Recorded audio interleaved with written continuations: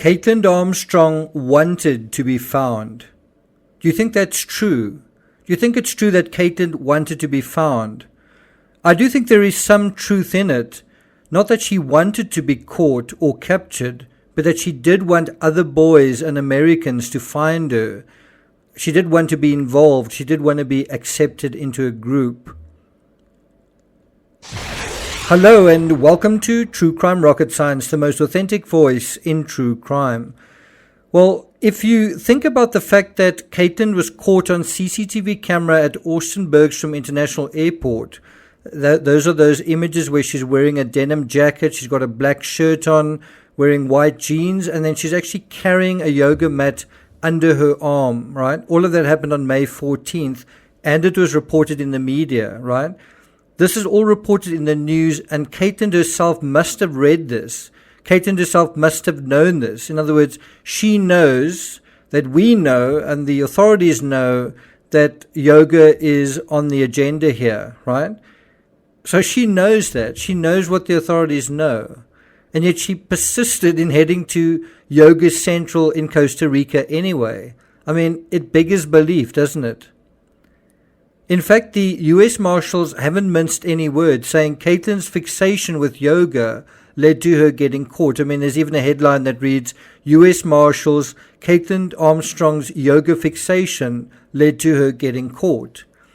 Now, in photos taken by the Austin American Statesman, yoga and surfing appear on signboards everywhere in Santa Teresa in Costa Rica.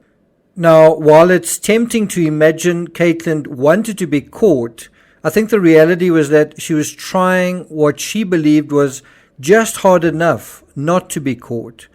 I mean, paying $6,000 for nose surgery, fleeing the country, selling your car, and possibly taking your sister's passport, all of that shows a concerted effort, right? It's not as though she didn't try very hard. She did try. Costa Rica was probably as close to Bali, Indonesia. That's somewhere Kaitlin actually had experience in. She'd had an extended stay there. And she probably wanted to find an alternative to Bali, Indonesia. And I think Costa Rica was that. It was as close to Bali as Kaitlin could find. Now, according to an article in The Sun, quote, it's kind of weird what she did. And this is something that a source said. I kind of get a sense that it's a law enforcement person, but I suppose it could be anyone. But anyway, this anonymous source said, it's kind of weird what she did. I mean, she obviously put a lot of thought into it, but at the same time, it's like, if you're going to go on the run, go to Panama, Cuba, where you can't get extradited. The source added that they were very, very surprised at where Armstrong decided to hole up and tried to evade capture. Doesn't that sound a little bit like someone who could be from law enforcement? It's also the fact that law enforcement can name certain countries that don't have extradition treaties with America. I mean, I don't know those countries off the top of my head, and this particular person does. So it does seem like a law enforcement person. Anyway, he goes on to say, quote, if you were a smart person on the run, you would hibernate for a long time, but the more I think about it, the crazier it all is, end quote. Now, in a previous video, we dealt with exactly how Kaitlin wasn't hibernating, right? She was applying for a job. She was dating this guy. She was hanging around with a couple of friends who were getting tattoos. She was kind of consorting with Americans. And in a follow-up video, I'll talk to you a little bit about some of the backstory where she apparently went on a bus and spoke to certain people on the bus as well. So she definitely wasn't keeping as low a profile as I think she could have, right? Is that clear? Now, I'm not really sure that I agree with this particular perspective. To me, the events in this case aren't rational. They're irrational, and that's the point. Most people, when faced with a cheating partner, don't do what Kaitlin allegedly did. And so I think that same irrationality plays into the fugitive aspect, into the fugitive psychology here, if that makes sense. So what I'm trying to say is, I think part of the reason Kaitlin couldn't simply disappear, the reason she couldn't just hibernate, was that I think she seemed to have an anxiety problem. She needed people. She needed to be part of a community. She didn't want to be cast out, right? She didn't want to be kicked to the curb. And that's probably what upset her so much about Mo, was that was in the offing, that she was about to be kicked to the curb, or she feared that, right? And so, although we may gasp and point fingers at Kaitlin for apparently dating Teal Akerson while on the run, I think the fact that she told him she'd been in a traumatic breakup, obviously that's quite ironic in itself. Obviously, she didn't provide the details on just how much trauma she was responsible for, but it does indicate she was still struggling with the trauma. Now, no surprises there, but think about what that means. It means that she was emotionally compromised in many ways, right? Not just losing her life, but her livelihood. Not just losing her house in Austin, but her home and everything in it.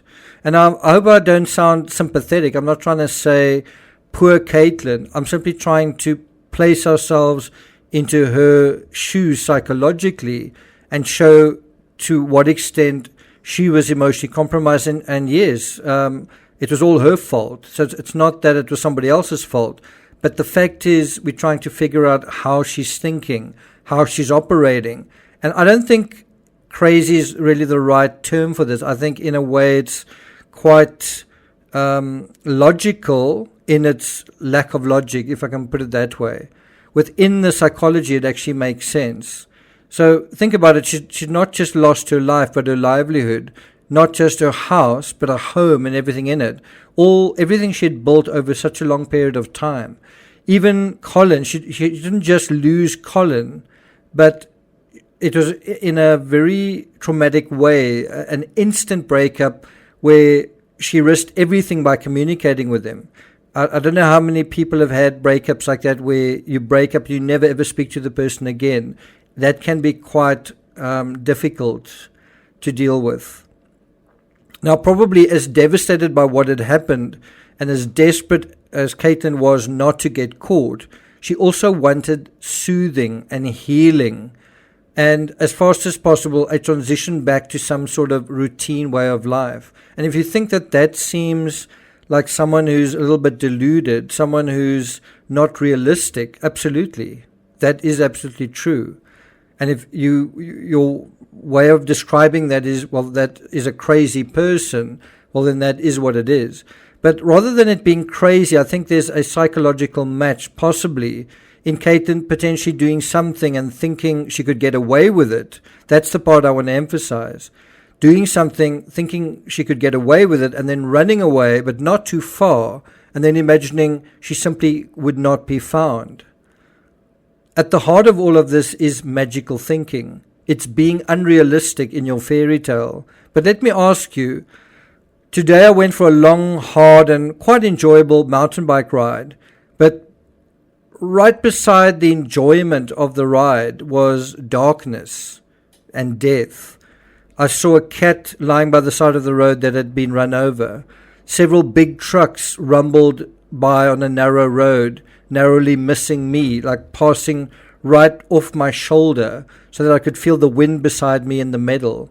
And that is what life is like. Right beside life is death. Right beside joy is darkness. How do we deal with it? How do we balance it? Well, there's no single formula. Everyone's got to find their own way that works for them, that's right for them. Do we deal with the fact that so close to us constantly harm hovers? And that is the lot for each of us to bear, either realistically or not very realistically. And whether we are realistic about it or not, the uncomfortable reality that we are always vulnerable continues to intrude. How do we deal with it? How should we deal with it? Rationally or irrationally? Well, reality persists regardless. And I think when you think about it like that, you take the situation Kaitlin was in and you try and turn it back towards us. You can see it's not quite as simple or as straightforward or as silly or as crazy as it seems. Does that make sense?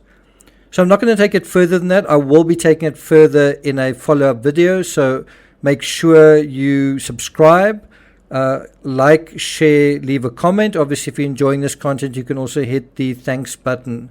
And I'll see you guys next time.